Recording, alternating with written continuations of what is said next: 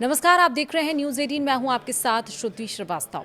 आज जिस मुद्दे पर हम बात करेंगे वो है ईरान, इजराइल और अमेरिका, और सबसे बड़ी बात स्ट्रेट ऑफ हॉर्मुज, क्योंकि हॉर्मुज में यूएई के एक और जहाज पर हमला हुआ है। ईरान अपने पायलट्स को लेकर कतर से भिड़ गया है। जी हां, स्ट्रेट ऑफ हॉर्मुज में तनाव फिर बढ़ गया है। संयुक्त अरब अमीरात यानी कि यूएई ने ईरान पर अपने सरकारी तेल कंपनी एडनॉक के एक और जहाज को निशाना बनाने का आरोप लगाया है।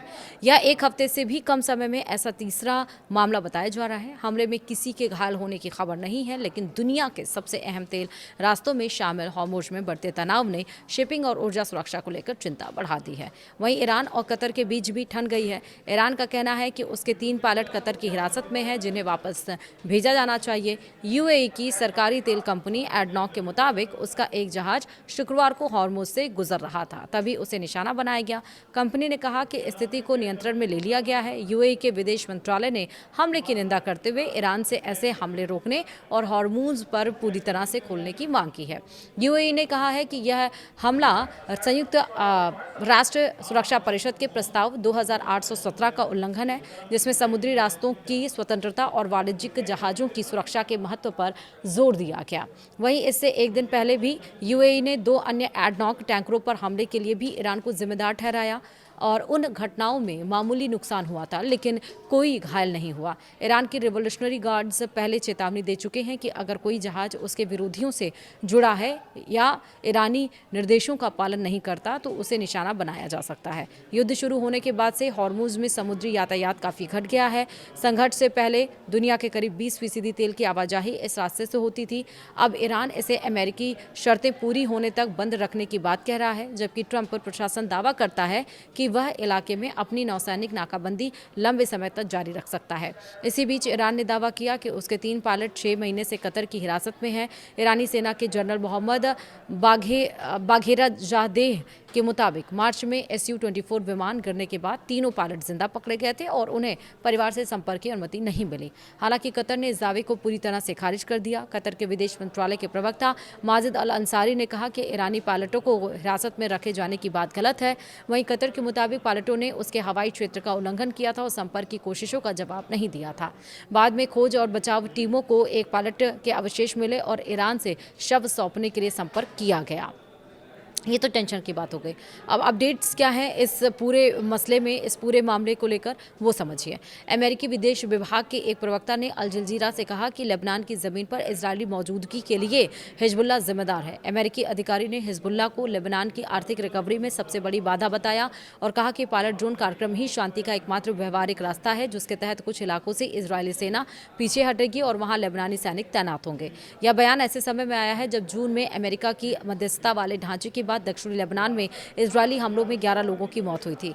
वहीं बार्ड कॉलेज के मिडिल ईस्टर्न स्टडीज के प्रोफेसर जियाद अबू रिश ने कहा है कि लेबनान में इजरायल की नीति का असर आम लोगों पर पड़ रहा है। उन्होंने दावा किया कि 2 मार्च से इजरायली बलों के हमलों में लेबनान में 4300 से ज्यादा लोग मारे गए हैं और 12,000 से ज्यादा घायल हुए हैं, जबकि करीब 90,000 घर क्षतिग्रस्त या तबाह हुए हैं और लगभग 6 लाख लोग विस्थापित हैं। अबू रिश के मुताबिक इजरायल की कार्रवाई सिर्फ हिजबुल्लाह के खिलाफ नहीं बल्कि लेबनानी आबादी पर भी असर डाल रही है। वहीं स्थानीय अधिकारियों के मुताबिक दक्षिणी सीरिया के कुनेत्रा इलाके में अल रफीद के पास लगी आग को सिविल डिफेंस टीमों ने बुझा दिया। कुनेत्रा मीडिया निर्देशालय ने बताया कि आग इजरायली सेना की ओर से दागे गए फ्लेयर्स के कारण लगी थी। घटना में किसी के घायल होने की जानकारी नहीं है।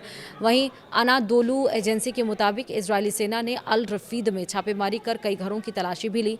ईरान के विदेश मंत्री अब्बास अराक्ची ने कहा है कि ईरान और ओमान हॉर्मुज जलडब्लू मध्य में नई शिपिंग लेन तय करने को लेकर जल्द किसी नतीजे पर पहुंच सकते हैं, लेकिन इससे जलमार्ग तुरंत नहीं खुलेगा। आरक्षी के मुताबिक हॉर्मुज खोलने के लिए अमेरिका को प्रतिबंध हटाने और ईरान की संपत्तियां जारी करने समेत अन्य शर्तें पूरी करनी होंगी।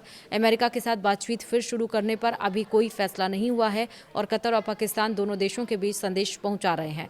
इस बीच डोनाल्ड ट्रंप ने कहा है कि ईरान को हराने के बाद हॉर्मुज को अमेरिकी क्षेत्र घोषित किया जाएगा, जिस पर तेहरान ने जवाब दिया कि यह जल डमरूमध्य ईरान का था और रहेगा। वहीं वार्ड कॉलेज के विशेषज्ञ जियाद अबूरुश के मुताबिक इजराइल लेबनान पर हमले बढ़ाकर दक्षिणी हिस्से पर कब्जे और हिजबुल्लाह के खिलाफ अपनी सख्ती दिखाना चाहता है। उन्होंने अल जजीरा से कहा कि शनिवार के हमले, जिनमें 11 लोगों की मौत हुई, युद्ध विराम के बाद से जारी एक पैटर्न का हिस्सा है, जिसमें उनके मुताबिक इजराइल को अमेरिका की ओर से हिजबुल्लाह और लेबनानी नागरिकों पर कार्रवाई की छूट मिली हुई है। वहीं अबू रुश ने कहा है कि युद्ध विराम सिर्फ नाम का रहा है और दक्षिणी लेबनान की आबादी लगातार इजरायली कब्जे और हमलों के बीच रह रही है। उनके मुताबिक युद्ध विराम के दरमियान दक्षिणी लेबनान में नागरिक ढांचे को बड़े पैमाने पर नुकसान पहुंचा है, जिसमें घर, अस्पताल, स्कूल और कृषि भूमि शामिल है। हमास के राजनीतिक ब्यूरो प्रमुख खलील अल अहया के नेतृत्व में एक उच्च स्तरीय प्रतिनिधिमंडल गाजा युद्ध विराम समझौते पर बातचीत के लिए मिस्र की राजधानी काहिरा पहुंचेगा। आंदोलू एजेंसी के मुताबिक प्रतिनिधिमंडल मिस्र की जनरल इंटेलिजेंस सर्विस के प्रमुख हसन राशिद से मुलाकात करेगा और युद्ध विराम को मजबूत करने के प्रयासों पर चर्चा करेगा। वहीं आपको बताएं कि प्रतिनिधिमंडल में मोहम्मद दरविश, खालिद मशाल, जाहिर जाबरीन और बासिम नईम भी शामिल हैं। यह दौरा ऐसे समय में हो रहा है जब नेतन्याहू ने ट्रंप की उस योजना को खारिज कर दिया है। इजरायली प्रधानमंत्री बेंजामिन नेतन्याहू के प्रवक्ता डोरॉन स्लीपमैन ने कहा है कि लेबनान में हालिया इजरायली हमले बातचीत को रोकने के बजाय उसे आगे बढ़ाने में मदद कर सकते हैं। लेबनानी अधिकारियों के मुताबिक शनिवार के हमलों में 11 लोगों की मौत हुई, जिनमें कई बच्चे शामिल थे। इजरायल ने कहा कि ये हमले हिजबुल्लाह के हमले में उसके 3 सैनिकों के गंभीर रूप से घायल होने के बाद किए गए और निशाना संगठन का मुख्यालय था। स्लीपमैन ने कहा है कि इजरायल अमेरिका की मध्यस्थता वाले समझौते को मानता है और उम्मीद करता है कि लेबनानी सेना हिजबुल्लाह को हटाने में भूमिका निभाएगी। वहीं अल जजीरा द्वारा सत्यापित फुटेज में नाबितियह जिले में अली अल ताहिर हाइट्स और दबशा इलाके के बीच धमाकों के बाद धुआं और आग उठती दिखाई दे रही है। अल मनार टीवी के मुताबिक ये धमाके इलाके में इजरायली हवाई हमलों का नतीजा थे। यह हमले लेबनान में अमेरिकी मध्यस्थता वाले युद्ध विराम के बाद इजरायली हमलों के सबसे घातक दिन के बाद हुए हैं, जिसमें कम से कम 11 लोगों की मौत हुई है। इससे पहले इजरायली सेना ने कहा था कि हिजबुल्लाह के ड्रोन हमले में उसके 3 सैनिक घायल हुए हैं। अधिकारियों के मुताबिक हूतियों ने शनिवार को सरकार के नियंत्रण वाले मारीब शहर में 4 बैलिस्टिक मिसाइलें और 4 ड्रोन से हमले किए, जिसमें घरों और वाहनों को नुकसान पहुंचा है। मारीब गवर्नेट के अनुसार एक अन्य मिसाइल अल शरीका इलाके की एक बेकरी पर गिरी है, जिसमें एक नागरिक घायल हुआ है। यमन के सूचना मंत्रालय ने इसे खतरनाक बढ़ोतरी बताया। इसके बाद ताइज के पास सरकारी बलों ने ड्रोन हमले में 3 हूती लड़ाकों के मारे जाने का दावा किया।